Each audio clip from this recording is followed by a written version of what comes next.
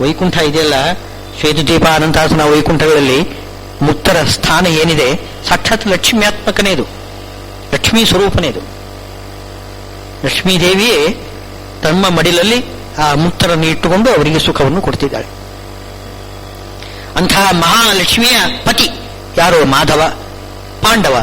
ಇವರಿಬ್ಬರೂ ಕೂಡ ನಮ್ಮ ಶರೀರದೊಳಗೆ ಇದ್ದುಕೊಂಡು ದಿವ್ಯವಾದ ಶಂಖವನ್ನು ಓದಬೇಕು. ದಿವ್ಯವಾದ ಶಂಖ ಅಂದರೆ ಯಾವುದು? ಶಾಸ್ತ್ರಗಳು, ದಿವ್ಯವಾಗಿರತಕ್ಕಂತಹ ಶಂಖ ಅದು. ಈ ಸಾಮಾನ್ಯ ಶಂಖ ಅಲ್ಲ, ಇದು ದಿವ್ಯವಾದ ಶಂಖ ಅಂದರೆ ಏನು? ವೇದಾದಿ ಸಚ್ಚಾಸ್ತ್ರಗಳು, ಭಗವದ್ಗೀತೆ ಅಂತ ಶಾಸ್ತ್ರ. ಇದನ್ನು ಊದಬೇಕು ನಾವು. ಇದು ಊದಿ ನಾವೇನು ಮಾಡಬೇಕು? ಆ ಅನ್ಯಥಾಜ್ಞಾನ, ಮಿಥ್ಯಾಜ್ಞಾನ ರೂಪದಲ್ಲಿ ನಿಂತಿರತಕ್ಕಂತಹ ದುಷ್ಟ ಶಕ್ತಿಗಳು ಅದನ್ನೆಲ್ಲ ಊಡಿಸಬೇಕು. ಆವಾಗ ಆ ರೀತಿ ಜಯವನ್ನು ಸಂಪಾದನೆ ಮಾಡಿದರೆ ನಮಗೆ ಮೋಕ್ಷ ಕರಗತಾಗ್ತದೆ. ದಿವ್ಯವೂ ಶಂಖವು ಪ್ರದತ್ಮತು.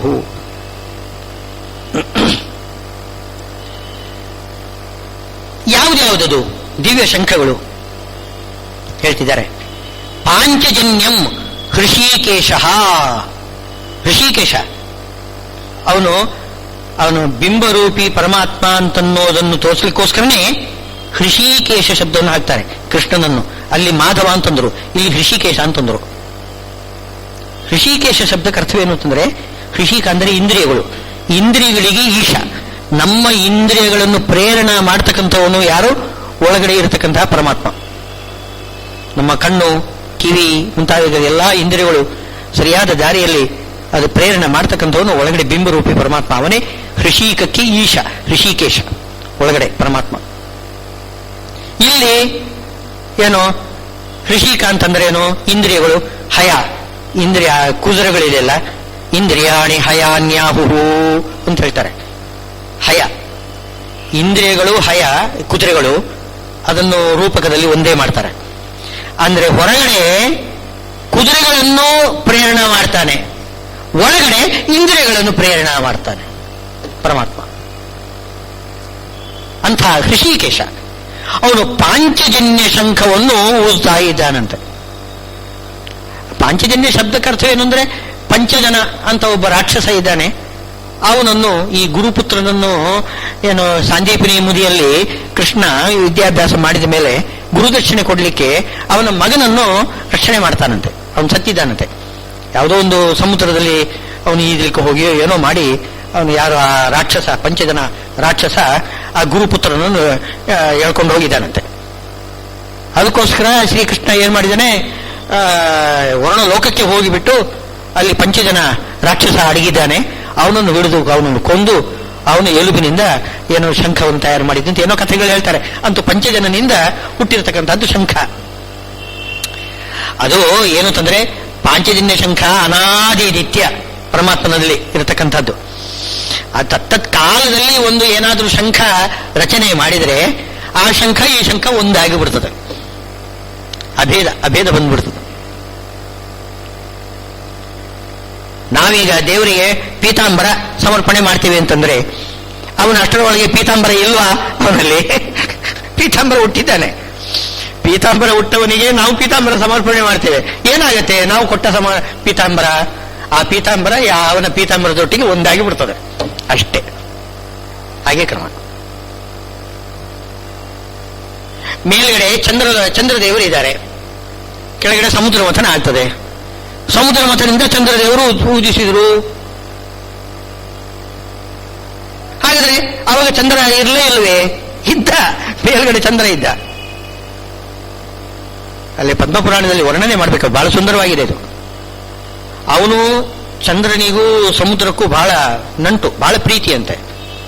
ಸಮುದ್ರ ಮಥನ ಆಗುವಾಗ ಪ್ರೀತಿಯಿಂದ ಚಂದ್ರ ಮೇಲ್ಗಡೆ ನಿಂತುಕೊಂಡು ನೋಡ್ತಾ ಇದ್ದಾನಂತೆ. ಕೆಳಗಡೆ ಕ್ಷೀರ ಸಮುದ್ರ ಚಂದ್ರನನ್ನು ನೋಡ್ತಾ ಇದ್ದಾನಂತೆ. ಇಬ್ರು ಪರಸ್ಪರವಾಗಿ ನೋಡ್ತಾ ಇದ್ದಾರಂತೆ ಪ್ರೀತಿಯಿಂದ. ಆವಾಗ ಚಂದ್ರ ಉದಿಸಿ ಬರ್ತಾನಂತೆ ಇಲ್ಲಿ. ಆ ಚಂದ್ರನಲ್ಲಿ ಹೋಗಿ ಸೇರಿಕೊಂಡು ಬಿಡ್ತಾನೆ. ದೇವತೆಗಳಿಗೆ ಅನೇಕ ಬಾರಿ ಉತ್ಪತ್ತಿ ಇದೆ. ಅನೇಕ ಬಾರಿ ಉತ್ಪತ್ತಿ ಆದರೆ ಅವರೆಲ್ಲ ಒಟ್ಟು ಒಂದೇ ಆಗಿಬಿಡ್ತಾರೆ. ಆಮೇಲೆ ಅದು ತಾತ್ಪರ್ಯ ನಿರ್ಣಯದಲ್ಲಿ ಬರ್ತದೆ. ಅದು ಯಾಕೆ ಅಂದರೆ ಅನೇಕ ಬಾರಿ ಉತ್ಪತ್ತಿ ಆಗುವುದು ಅಂತಂದ್ರೆ ಬೇರೆ ಬೇರೆ ಗುಣಗಳನ್ನು ಅವರು ಸಂಪಾದನೆ ಮಾಡಬೇಕು, ಬೇರೆ ಬೇರೆಯವರಿಂದ ಹುಟ್ಟಿ ಬೇರೆ ಬೇರೆ ಗುಣಗಳನ್ನು ಸಂಪಾದನೆ ಮಾಡ್ಕೋಬೇಕು ಅಂತ ಅದೊಂದು ಅವರ ಒಂದು ಇಚ್ಛೆ ಅಂತ ಅಂದ ಅನೇಕ ಬಾರಿ ಹುಡ್ತಾರೆ. ಹಾಗೆ ಪಾಂಚಜನ್ಯ ಹುಟ್ಟಿದೆ, ಅದು ಈ ಪಾಂಚಜನ್ಯದ ಒಟ್ಟಿಗೆ ಸೇರಿಬಿಟ್ಟಿದೆ. ನಿಜವಾಗಿ ಅದು ಪಾಂಚಜನ್ಯ, ಅದು ಪಂಚಜನ್ಯ ರಾಕ್ಷಸನಿಂದ ಬಂದಿದ್ದಲ್ಲ, ಅದು ಪಾಂಚಜನ್ಯ. ಅದು ಎಲ್ಲ ಶಾಸ್ತ್ರಗಳಿಗೆ ಅದು ಏನು ಸಂಕೇತ. ಶಾಸ್ತ್ರದ ಏನು ಪಂಚಜನ ಅಂದರೆ ವೇದವ್ಯಾಸದೇವರು 5 ಬಾರಿ ಹುಟ್ಟಿದ್ದಾರಂತೆ. ವೇದವ್ಯಾಸದೇವರು ಒಂದು ಬರಿ ಅಲ್ಲ, 5 ಬಾರಿ. ಅಂದ್ರೆ 28ನೇ ಕಲಿಯುಗ ತಾನೇ ಇದು. 28ನೇ ದ್ವಾಪರದಲ್ಲಿ 3ನೇ 7ನೇ 16ನೇ ಮತ್ತು 25ನೇ 3, 7, 16, 25, 28 ಇಷ್ಟು ಚತುರ್ಯುಗಗಳಲ್ಲಿ, ಒಟ್ಟು 28 ಚತುರ್ಯುಗಗಳಲ್ಲಿ, ಇಷ್ಟು ಚತುರ್ಯುಗಗಳಲ್ಲಿ ವೇದವ್ಯಾಸದೇವರ ಅವತಾರ ಆಗಿರ್ತದೆ. ಒಂದೊಂದು ಅವತಾರ ಕೆಲವು 2 ಸಾರಿ 3 ಸಾರಿ ಹೀಗೆಲ್ಲ ಆಗ್ತದೆ. ಈ ಬುದ್ಧ ಅವತಾರ 2 ಸಲ ಆಗಿದೆ, ಕೂರ್ಮ ಅವತಾರ 2 ಸಲ ಆಗಿದೆ. ಒಂದೊಂದು ಅವತಾರಗಳು ಒಂದೊಂದೇ ಸಲಿ ಅಂತ ಏನಿಲ್ಲ.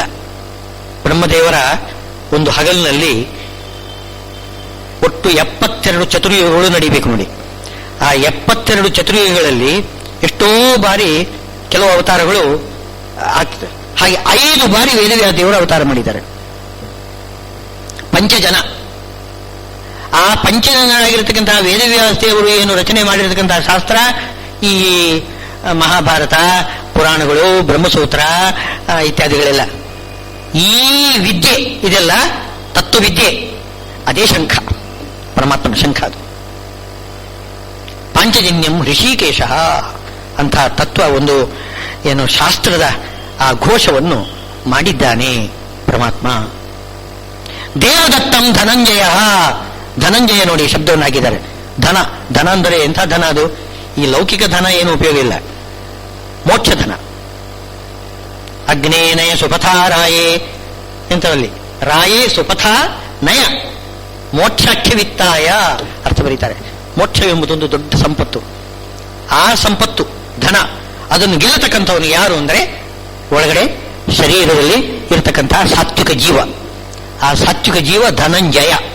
ಅವನು ಮೋಕ್ಷವೆಂಬ ಧನವನ್ನು ಗೆಲ್ಲತಕ್ಕಂಥವನು. ನಿಜವಾಗಿಯೂ ನಾವೆಲ್ಲರೂ ಕೂಡ ಧನಂಜಯರಾಗಬೇಕು. ನಾವು ಒಳಗಡೆ ನಮ್ಮ ಶರೀರವೆಂಬ ರಥದಲ್ಲಿ ಕುಳಿತುಕೊಂಡು ನಾವು ಧನಂಜಯರಾಗಬೇಕು, ಧನವನ್ನು ಗೆಲ್ಲಬೇಕು. ಯಾವುದು ಧನ? ಅದು ಮೋಕ್ಷಾಖ್ಯವಾಗಿರತಕ್ಕಂಥ ಧನ. ಅಂಥವನು ಏನ್ ಮಾಡಬೇಕು? ದೇವದತ್ತವಾಗಿರತಕ್ಕಂತಹ ಶಂಖವನ್ನು ಊದಬೇಕು. ಇವನು ದೇವತೆಗಳು ಕೊಟ್ಟಿರ್ತಾರೆ, ತತ್ವಜ್ಞಾನ ದೇವತೆಗಳು ನಮಗೆ ಅನುಗ್ರಹ ಮಾಡಿರ್ತಾರೆ. ನಮಗೆ ಎಲ್ಲಿ ವಿದ್ಯೆ ಎಲ್ಲಿ ಬರಬೇಕು ಅಲ್ಲಿ ದೇವತೆಗಳು ನಮ್ಮಲ್ಲಿ ಕುಳಿತುಕೊಂಡು ಕಿವಿಯಲ್ಲಿ ಶ್ರವಣ ಮಾಡಿಸ್ತಾರೆ, ಮನಸ್ಸಿನಲ್ಲಿ ಧ್ಯಾನ ಮಾಡಿಸ್ತಾರೆ, ನಾಲಿಗೆಯಿಂದ ನುಡಿಸ್ತಾರೆ, ಎಲ್ಲ ರೀತಿಯಿಂದ ಆ ತತ್ವಜ್ಞಾನ ಸಂಪಾದನೆ ಮಾಡಿಸ್ತಾರೆ ದೇವತೆಗಳು. ಹಾಗೆ ದೇವತೆಗಳಿಂದ ದತ್ತವಾದ ಯಾವುದೊಂದು ತತ್ವಜ್ಞಾನವೆಂಬ ಶಂಖ, ಅದನ್ನು ಊದಬೇಕು. ನಾವು ಅದನ್ನು ಹೇಳಬೇಕು, ಕೀರ್ತನ ಮಾಡಬೇಕು. ಶ್ರವಣಂ ಕೀರ್ತನಂ ವಿಷ್ಣು ಸ್ಮರಣಂ ಪಾದಸೇವನಂ ಅಂತ ಹೇಳ್ತವಲ್ಲ, ಶ್ರವಣ ಮಾತ್ರ ಮಾಡಿ ಸಾಲದು, ಕೀರ್ತನ ಮಾಡಬೇಕು, ಬಾಯಲ್ಲಿ ಹೇಳಬೇಕು. ಶ್ರವಣ ಕೀರ್ತನ, ಅದು ಶಂಖ ಊದಬೇಕು ನಾವು. ಆ ರೀತಿ ದೇವದತ್ತಂ ಧನಂಜಯ ಪಾಂಚಜನ್ಯಂ ಋಷಿಕೇಶ ದೇವದತ್ತಂ ಧನಂಜಯ. ಇನ್ನು ವಾಚ್ ತರಲಿಲ್ಲ, ಎಷ್ಟಾಯ್ತು ತರಲಿಲ್ಲ?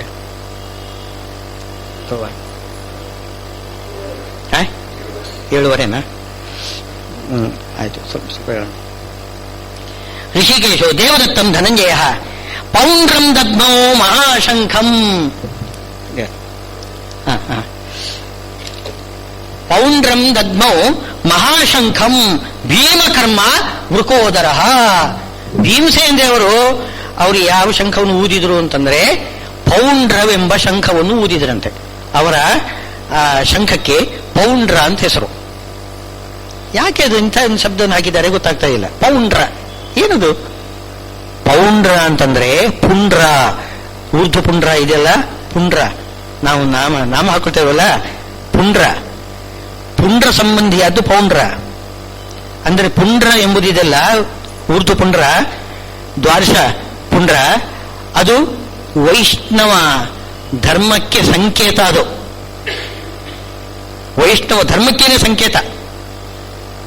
ಅದು ಮೊದಲಿಗೆ ತಾನೆ ಪಂಚ ದೀಕ್ಷೆಗಳಲ್ಲಿ ಮೊದಲನ ದೀಕ್ಷೆ ಯಾವುದು? ತಾಪ ಪುಂಡ್ರ. ತಾಪ ಮುದ್ರೆ ಹಾಕೊಳ್ಳೋದು, ಆಮೇಲೆ ಪುಂಡ ಧಾರಣ ಮಾಡೋದು. ಎರಡನೇ ದೀಕ್ಷೆನೇ ಅದು ಪುಂಡ್ರ. ಆ ಪುಂಡ್ರ ಅಂತ ಅನ್ನೋದು ಇದೆಯಲ್ಲ, ವೈಷ್ಣವ ದೀಕ್ಷೆಗೆ ಅದು ಸಂಕೇತವಾಗಿ ನಿಲ್ತಕ್ಕಂಥದ್ದು. ಅಂದ್ರೆ ಇಡೀ ವೈಷ್ಣವ ಮತವನ್ನು ಸ್ಥಾಪನೆ ಮಾಡ್ತಕ್ಕಂಥವ್ರು ಯಾರಂದ್ರೆ ವಾಯುದೇವರು. ಭೀಮಕರ್ಮ ವೃಕೋದರ, ಅವರೇ ಮಧ್ವಾಚಾರ್ಯರು. ಯಾರು? ಆ ಭೀಮನೇ ಮಧ್ವಾಚಾರ್ಯರಾಗಿ ಅವತಾರ ಮಾಡಿದ್ದು. ಪೌಂಡ್ರಂ ಶಂಖಂ, ಅದು ವೈಷ್ಣವ ಮತವನ್ನು ನಿಲ್ಲಿಸ್ತಕ್ಕಂಥ ಸರ್ವಮೂಲ ಗ್ರಂಥ, ಅದು ಪೌಂಡ್ರ. ಅದನ್ನು ಉಪದೇಶ ಮಾಡಿದರು ಯಾರು? ಭೀಮಸೇನ ದೇವರು. ಅವರ ಶಂಖ, ಭೀಮಸೇನ ದೇವರ ಶಂಖ ಇದೆಯಲ್ಲ, ಅದು ಈ ಸರ್ವಮೂಲ ಗ್ರಂಥಗಳಿಗೆ ಅದು ಸಂಕೇತವಾಗಿ ನಿಲ್ತದೆ. ಅದು ಮಹಾಶಂಖ, ಸಾಧಾರಣ ಅದಲ್ಲ. ಪೌಂಡ್ರಂ ದದ್ಮೌ ಮಹಾಶಂಖಂ ಅಂತಂದ್ರು. ಸರ್ವಮೂಲದಲ್ಲಿ ಇರತಕ್ಕಂಥದ್ದು ಇದೆಯಲ್ಲ, ಅದು ಪ್ರತ್ಯಕ್ಷರಂ ಪ್ರತಿಪದಂ ಅನೇಕಾಕೂತ ಗರ್ಭಿತ ಸುಧಾ. ಅನುವ್ಯಾಖ್ಯಾನಕ್ಕೆ ವ್ಯಾಖ್ಯಾನ ಮಾಡಿರ್ತಕ್ಕಂಥ ಸುಧಾ ಇದೆಯಲ್ಲ, ಪ್ರತ್ಯಕ್ಷರಂ ಪ್ರತಿಪದಂ ಅನೇಕಾಕೂತ ಗರ್ಭಿತ ಆಗಿದ್ರೆ ಅನುವ್ಯಾಖ್ಯಾನ ಆಗಿರ್ಬೋದು. ಆಲೋಚನೆ ಮಾಡ್ರಿ. ಅನುವ್ಯಾಖ್ಯಾನದ ವ್ಯಾಖ್ಯಾನ ಸುಧಾ, ಪ್ರತ್ಯಕ್ಷರಂ ಪ್ರತಿಪದಂ ಅನೇಕಾಕೂತ ಗರ್ಭಿತ ಆಗಿರ್ಬೇಕಾಗಿದ್ರೆ ಅನುವ್ಯಾಖ್ಯಾನ ಎಷ್ಟಿರ್ಬೋದು ಆಲೋಚನೆ ಮಾಡ್ರಿ. ಮಹಾಶಂಖ ಅದು. ಪೌಂಡ್ರಂ ದದ್ಮೌ ಮಹಾಶಂಖಂ ಭೀಮಕರ್ಮ. ಭೀಮಕರ್ಮ ಅಂದ್ರೆ ಭಯಂಕರ ಕರ್ಮ ಉಳ್ಳವನು ಅಂತ ಆಗರ್ಥ ಅಲ್ಲ. ಅಲ್ಲಿ ಅತುಲ ಶರಭೋ ಭೀಮಃ ಅಂತ ವಿಷ್ಣು ಸಹಸ್ರನಾಮದಲ್ಲಿ ಭೀಮ ಅಂತಂದ್ರೆ ಭಗವಂತನಿಗೆ ಹೆಸರು ಅದು. ಯಾಕೆಂದ್ರೆ ಅವನು ಎಲ್ಲರಿಗೂ ಕೂಡ ಅಭಯ ಕೊಡತಕ್ಕಂಥವನು. ಭೀಮ, ಭಯಪಡಬೇಡಿ ಇಂಥ ಅಭಯವನ್ನು ಕೊಡತಕ್ಕಂಥವನು ಯಾರು? ಪರಮಾತ್ಮ. ಅವನಿಗೆ ಭೀಮ ಅಂತ ಹೆಸರು. ಆ ಭೀಮನಿಗಾಗಿ ಕರ್ಮ ಮಾಡತಕ್ಕಂಥವ್ರು ಯಾರು? ವಾಯುದೇವರು. ಮಾಡಿಸ್ತಕ್ಕಂಥವ್ರು ಅವರೇ, ಮಾಡುವವರು ಅವರೇ. ಆದ್ದರಿಂದ ಅವರಿಗೆ ವಿಶೇಷವಾಗಿ ಭೀಮಕರ್ಮ ಅಂತ ಅವರಿಗೆ ಹೆಸರು ಕೊಟ್ಟಿದ್ದು. ಪರಮಾತ್ಮನಿಗಾಗಿ, ಅವನ ಸೇವೆಗಾಗಿ, ಅವನಿಗೆ ಸಮರ್ಪಣೆ ಮಾಡಲಿಕ್ಕಾಗಿ ಕರ್ಮ ಮಾಡತಕ್ಕಂಥವ್ರು ಭೀಮ ಕರ್ಮ. ಅದೇ ಶತ್ರುಗಳಿಗೆ ಭಯಂಕರವಾದ ಕರ್ಮ. ಯಾರು? ಕಲ್ಯಾದಿಗಳಿಗೆ ಅದು ಭಯಂಕರವಾಗಿರ್ತಕ್ಕಂತಹ ಕರ್ಮ. ಪರಮಾತ್ಮನ ಪೂಜಾ ರೂಪವಾಗಿ ಮಾಡತಕ್ಕಂತಹ ಕರ್ಮ. ಅದನ್ನು ಮಾಡತಕ್ಕಂಥವ್ರು ಯಾರು? ವೃಕೋದರ. ಭೀಮಸೇನ ದೇವರು ವೃಕ ಅಂತಂದ್ರೆ ವೃಕೋ ನಾಮ ಅಗ್ನಿ, ಜಠರಾಗ್ನಿ. ಇಡೀ ಬ್ರಹ್ಮಾಂಡವನ್ನು ಒಳಗಡೆ ಭಕ್ಷಣೆ ಮಾಡಿದ್ರೂ ಕೂಡ ಒಂದು ಕ್ಷಣದಲ್ಲಿ ಸುಟ್ಟು ಹಾಕಿ ಬಿಡ್ತದಂತೆ. ಅಂಥ ಜಠರಾಗ್ನಿ ಭೀಮಸೇನ ದೇವರಲ್ಲಿ. ಬಂಡಿ ಅನ್ನ ಓಡತಕ್ಕಂತಹ ಆ ಭೀಮಸೇನ ದೇವರು ಎಷ್ಟು ಬೇಕಾದ್ರೂ ತಿಂತಾರೆ. ಅದು ಯಾಕೆ ತುಂಬಾ ತಿಂತಾರೆ ಅಂತಂದ್ರೆ ಅಲ್ಲಿ ಸುಮಧ್ವದಲ್ಲಿ ಹೇಳ್ತಿದ್ದಾರೆ. ಅದು ತುಂಬಾ ಜನ ಭಿಕ್ಷೆಗೆ ಬಂದು ತಾವು ಕೊಡಬೇಕು, ಭಿಕ್ಷೆ ಕೊಡಬೇಕು ಅಂತ ಬಂದ್ರೆ ಯಾರಿಗೂ ಕೂಡ ನಿರಾಸೆ ಮಾಡಬಾರದು. ಎಲ್ಲರೂ ತನ್ನಿ, ಎಲ್ಲರೂ ತಂದ್ರು ನಾನು ತಿಂತೇನೆ ಅಂತ ಶ್ರೀಮದಾಚಾರ್ಯರು ಉಣ್ತಾ ಇದ್ರಂತೆ. ಆಮೇಲೆ ಅಚ್ಯುತ ಪ್ರೇಕ್ಷಾಚಾರ್ಯ ಹೇಳ್ತಾರಂತೆ, ತನ್ನೋದರೇ ನಾಸ್ತಿ ಗರಿಷ್ಠತ. ಏನು ಇಷ್ಟು ಹೊಟ್ಟೆ ಸಣ್ಣದಾಗಿದೆ, ನೀನು ಇಷ್ಟು ಉಂಡ್ರೂ ಕೂಡ ನಿನ್ನ ಹೊಟ್ಟೆ ದೊಡ್ಡದಾಗ್ತಾ ಇಲ್ಲಲ್ಲ, ಯಾಕೆ ಅಂತಂದ್ರೆ ಅದೇನು ಹೋದ ತಕ್ಷಣ ಸುಟ್ಟು ಹಾಕಿಬಿಡ್ತದೆ. ಯಾವುದೋ ವೃಕ ಎಂಬತಕ್ಕಂತಹ ಅಗ್ನಿ ಇದೆ, ಅದು ಸುಟ್ಟು ಹಾಕಿಬಿಡ್ತದೆ. ಎಷ್ಟಿದ್ರೂ ನಾನು ತಗೊಂಬನ್ನಿ ತಿಂತೇನೆ ಅಂತದದು. ಅಂಥ ಒಂದು ಅಗ್ನಿ, ಅಂತಹ ಮಹಾ ಬಲ. ಆ ಬಲದೊಂದಿಗೆ ಜ್ಞಾನ, ಬಲ ಜ್ಞಾನ ಎರಡೂ ಕೂಡ ಜೊತೆಯಾಗಿರ್ತದಂತೆ. ಬಲ ಎಷ್ಟೋ ಅಷ್ಟೇ ಜ್ಞಾನ. ಜ್ಞಾನ ಬಲ ಸಮಾನವಾಗಿ ಭೀಮಸೇನ ದೇವರಲ್ಲಿ, ವಾಯುದೇವರಲ್ಲಿ. ಬಲ, ವಾಯು ಶಬ್ದಕ್ಕರ್ಥವೇನು? ವಾ ಅಂದ್ರೆ ಬಲ, ವಾ ಬಯೋರ ಭೇದ ಬಲ. ಆಯು ಅಂದ್ರೆ ಜ್ಞಾನ, ಬಲ ಜ್ಞಾನ ವಾಯುದೇವರು ಅಂತಂದ್ರೆ. ಅಂಥವರು ಶಂಖ, ಸರ್ವಮೂಲ ಮಹಾಶಂಖ, ಅದು ಭೀಮಕರ್ಮರಾಗಿರ್ತಕ್ಕಂಥವರು. ಅವರು ಊದಿದ್ದಾರೆ. ಯಾಕೆ? ಆ ಪಾಪಾಭಿಮಾನಿಯಾಗಿರ್ತಕ್ಕಂತಹ ಸೈನ್ಯಗಳನ್ನು ಓಡಿಸಬೇಕಾಗಿದೆ. ಅದಕ್ಕೋಸ್ಕರ ಇದು ಯಾವುದಕ್ಕೋಸ್ಕರ? ಭಗವಂತನ ಪೂಜೆಗೋಸ್ಕರ. ಭೀಮ ಕರ್ಮ, ಭೀಮನಿಗಾಗಿ ಅಂದ್ರೆ ಭಗವಂತನಿಗಾಗಿ ಕರ್ಮ ಮಾಡತಕ್ಕಂಥವ್ರಾದ್ದರಿಂದ ಭಗವಂತನ ಸೇವಾ ರೂಪವಾಗಿ ಈ ರೀತಿ ಪೂಜೆ ಮಾಡ್ತಿದ್ದಾರೆ.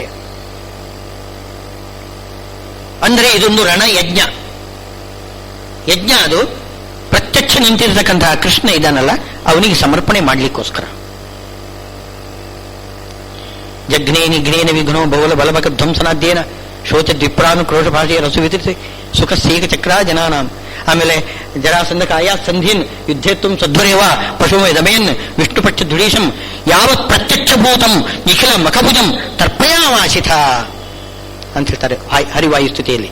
ಪ್ರತ್ಯಕ್ಷ ಶ್ರೀಕೃಷ್ಣ ನಿಂತಿದ್ದಾನೆ, ಅವನ ಎದುರುಗಡೆ ಜರಾಸಂಧನ ಶರೀರವನ್ನೆಲ್ಲ ಗುದ್ದಿ ಗುದ್ದಿ ಪುಡಿ ಪುಡಿ ಮಾಡಿ ಗೆದ್ದು ಅದನ್ನು ಸೇವೆಯನ್ನು ಕೃಷ್ಣನಿಗೆ ಸಮರ್ಪಣೆ ಮಾಡಿಬಿಟ್ಟಿದ್ದಾರೆ ಭೀಮಸೇನ ದೇವರು. ಆಮೇಲೆ ರಾಜಸೂಯಾಗ ಮಾಡಿದ್ದುಂಟಲ್ಲ, ಅದಕ್ಕಿಂತಲೂ ಹೆಚ್ಚು ಪ್ರೀತಿ ಏನು ಕೃಷ್ಣನಿಗೆ ಭೀಮಸೇನ ದೇವರು ಮಾಡಿರತಕ್ಕಂಥ ಈ ಸೇವೆ, ಜರಾಸಂಧನನ್ನು ಮುರಿದದಿದೆಯಲ್ಲ, ಆ ಸೇವೆ ಬಹಳ ಪ್ರಿಯವಾಗಿ ಹೋಯಿತು, ಬಹಳ ಪ್ರೀತಿ ಉಂಟು ಮಾಡಿಕೊಡ್ತು. ದುಷ್ಟರ ದಮನ ಕಾರ್ಯ, ಅಜ್ಞಾನ ಮಿಥ್ಯಾಜ್ಞಾನಗಳನ್ನು ಹರಿಯತಕ್ಕಂತಹ ಕಾರ್ಯ, ತತ್ವಜ್ಞಾನವನ್ನು ಸಾರತಕ್ಕಂತಹ ಕಾರ್ಯ. ಅಂತ ಭೀಮಕರ್ಮ ವೃಕೋದರ ಅವನೇನ್ ಮಾಡಿದ್ದಾರೆ? ಏನೋ ಪೌಂಡ್ರಂ ದದ್ಮೌ ಮಹಾಶಂಖಂ ಭೀಮಕರ್ಮ ವೃಕೋದರ. ಅನಂತ ವಿಜಯಂ ರಾಜ ಕುಂತಿಪುತ್ರೋ ಯುಧಿಷ್ಠಿರ. ಅನಂತ ವಿಜಯ, ಅಲ್ಲಿ ಅನಂತ ವಿಜಯ ಅಂತೆ. ಯುಧಿಷ್ಠಿರನ ಶಂಖಕ್ಕೆ ಅನಂತ ವಿಜಯ ಅಂತ ಹೆಸರು. ಅವನ ಶಂಖಕ್ಕೆ ಅನಂತ ವಿಜಯ ಶಬ್ದನೇ ಹೇಳ್ತದೆ. ಅನಂತ ಇದಾನಲ್ಲ ಪರಮಾತ್ಮನ ವಿಜಯ ಸಂಪಾದನೆ ಮಾಡ್ತಾರೆ. ಅಂಥ ಶಾಸ್ತ್ರ ಅದು. ಯಮದೇವರು ಶಾಸ್ತ್ರವನ್ನು ಉಪದೇಶ ನಚಿಕೇತರಿಗೆ ಈ ಕಾಟಕ ಉಪನಿಷತ್ತಿನಲ್ಲಿ ಪೂರ್ತಿ ವಿಷ್ಣು ಸರ್ವೋತ್ತಮತ್ವವನ್ನು ಹೇಳ್ತಕ್ಕಂಥ ಅನಂತನ ವಿಜಯ. ವಿಜಯ ಅಂದ್ರೆ ಏನು? ಸರ್ವೋತ್ತಮತ್ವ. ಅನಂತ ವಿಜಯ ಶಬ್ದಕ್ಕರ್ಥವೇನು? ಹರಿ ಸರ್ವೋತ್ತಮತ್ವ. ಅದನ್ನೇ ಅನಂತ ವಿಜಯ ಅಂತ ಶಬ್ದದಿಂದ ಹೇಳ್ತಿದ್ದಾರೆ. ವಿಜಯ ಅಂದ್ರೆ ಸರ್ವೋತ್ತಮತ್ವ, ಅನಂತ ಅಂದ್ರೆ ಶ್ರೀಹರಿ, ಹರಿ ಸರ್ವೋತ್ತಮತ್ವ. ಹರಿ ಸರ್ವೋತ್ತಮತ್ವವನ್ನು ಹೇಳ್ತಕ್ಕಂಥ ಶಾಸ್ತ್ರ ಯಾವುದು ಅಂದ್ರೆ ಅದು ಕಾಟಕ ಉಪನಿಷತ್ತು. ಅಲ್ಲಿ ಹೇಳ್ತಿದ್ದಾರೆ, ಅಲ್ಲಿ ಇಂದ್ರಿಯಾಣಿ ಹಯಾಮ್ಯಾಹು ಅಂತ ಹೇಳ್ಕೊಂಡು ಕೊನೆಗೆ ಪರಮಾತ್ಮನನ್ನೇ ಸರ್ವೋತ್ತಮ ಅಂತ ಅದನ್ನೇ ಗೀತೆ ಅನುವಾದ ಮಾಡ್ತದೆ. ಕಾಟಕೋಪನಿಷತ್ತಿನಲ್ಲಿ ಹೇಳಿರತಕ್ಕಂಥದ್ದು ಏನು?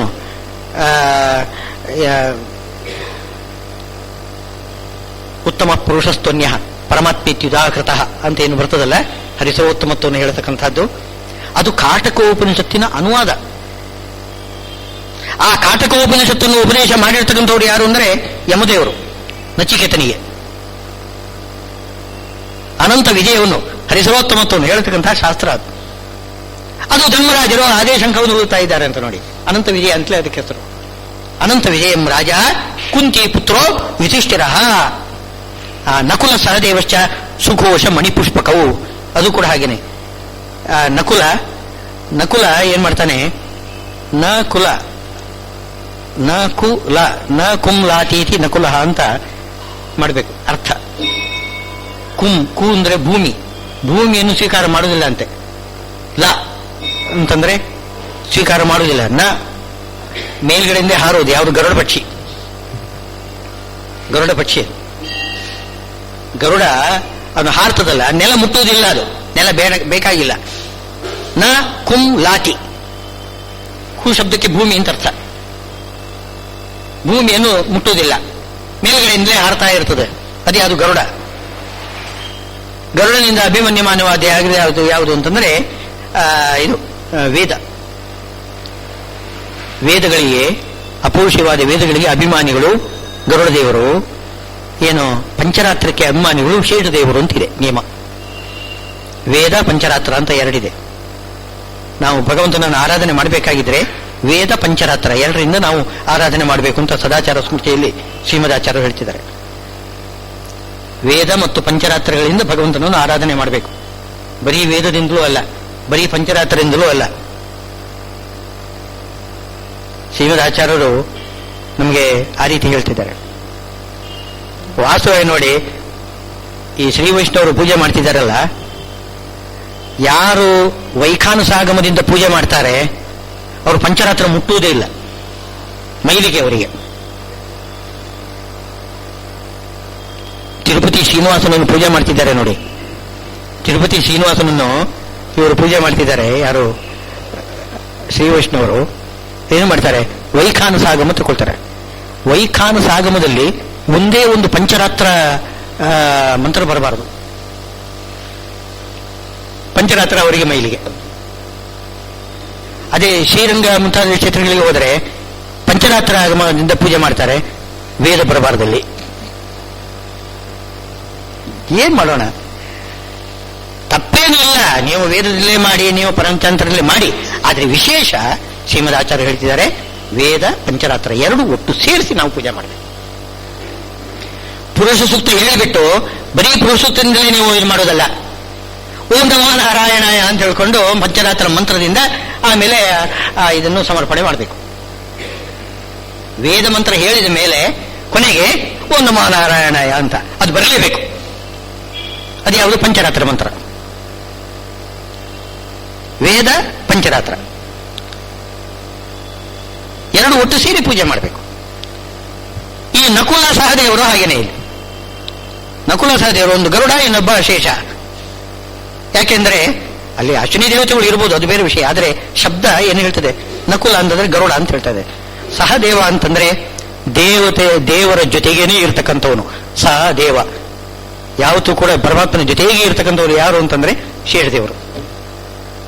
ರಾಮಕೃಷ್ಣರು ಮನೆಗೆ ಬಂದರು, ಬಾಗಿಲ ತೆರೆಯಿರು ಅಂತ ಹೇಳ್ತಾರೆ. ಹಾಗೆ ರಾಮಕೃಷ್ಣರು ಯಾರು? ಬಲರಾಮ ಕೃಷ್ಣ ಜೊತೆಗೇನೆ ಇರ್ತಾರೆ.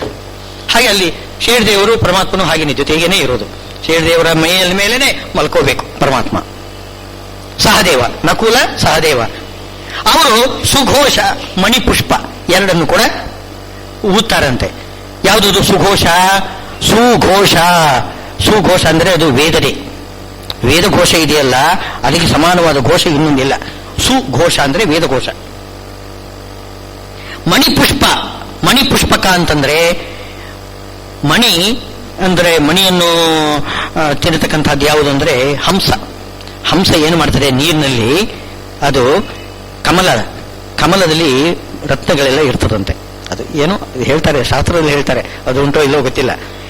ಆ ಮಣಿಯಿಂದ ಪುಷ್ಟಿಯನ್ನು ಪಡೆಯತಕ್ಕಂಥದ್ದು ಯಾವುದು ಅಂದರೆ ಹಂಸ. ಹಂಸನಾಮಕನಾಗಿರತಕ್ಕಂತಹ ಪರಮಾತ್ಮ ಕ ಅಂದರೆ ಬ್ರಹ್ಮದೇವರಿಗೆ ಉಪದೇಶ ಮಾಡಿದ್ದೇ ಅದು ಪಂಚರಾತ್ರ. ಮಣಿಪುಷ್ಪಕ. ಇಂಥ ಶಂಖ ನಕುಲ ಸಹದೇವರು ಸುಘೋಷ ಮತ್ತು ಮಣಿಪುಷ್ಪ ಅಂತರತಕ್ಕಂತಹ ಶಂಖವನ್ನು ಊದಿದರು ಅಂತ ಮೇಲ್ನೋಟಕ್ಕೆ ಕಾಣಿಸ್ತದೆ. ಆದರೆ ವಿಚಾರ ಮಾಡಿದರೆ ಇಲ್ಲಿ ಎಲ್ಲಾ ಸಚ್ಚಾಸ್ತ್ರಗಳು ಬಂದು ಇಲ್ಲಿ ಘೋಷ ಮಾಡ್ತಾ ಇದೆ. ಆ ಸಚ್ಚಾಸ್ತ್ರಗಳ ಎದುರುಗಡೆ ನಿಮ್ಮ ದುಷ್ಟಶಾಸ್ತ್ರ ಯಾವುದೂ ನಿಲ್ಲುವುದಿಲ್ಲ. ಕೊನೆಗೂ ಸಚ್ಚಾಸ್ತ್ರವೇ ಅದು ನಿಲ್ತದೆ. ಅದು ಮೋಕ್ಷಕ್ಕೆ ಕಾರಣ ಆಗ್ತದೆ. ಕೊನೆಗೂ ಪಾಂಡವರಿಗೇನೆ ಜಯ, ಕೌರವರಿಗೆ ಅಪಜಯ ಆಗಿಯೇ ಆಗ್ತದೆ ಎಂತನ್ನೋದನ್ನು ಸೂಚನೆ ಮಾಡ್ತಾ ಇದ್ದಾನೆ ಸಂಜಯ ತನ್ನ ಮಾತಿನಿಂದ ಅಂತನ್ನತ ಇಂದಿನ ಪ್ರವಚನ ಮುಕ್ತಾಯ. ಶ್ರೀಕೃಷ್ಣ ಅರ್ಪಣ.